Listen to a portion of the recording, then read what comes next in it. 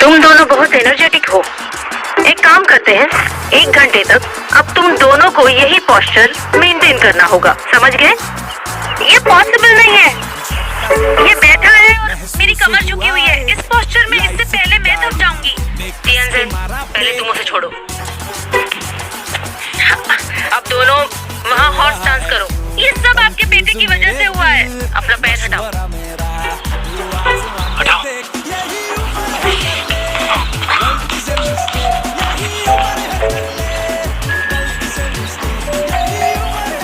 मैं अपने बेटे को अच्छे से जानती हूँ। जब तक कोई उसे उकसाता नहीं, वो झगड़ा नहीं करता। उसने वुशु सीखा है, जानती भी हो वो नेशनल चैंपियन है। तुम उसे हरा नहीं पाओगी। अगर वो तुम्हारी हड्डियाँ तोड़ देता तो फिर तुम क्या करती?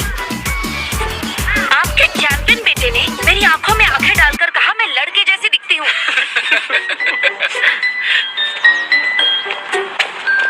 क्या सबको अपने आउटफिट पसंद आए? हाँ, पसंद आए। मुझे पसंद नहीं। तुम्हें क्यों पसंद नहीं है?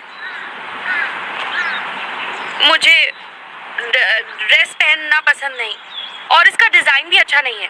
मुझे इन लड़कों की तरह ट्राउजर पहनना है। लेकिन क्यों?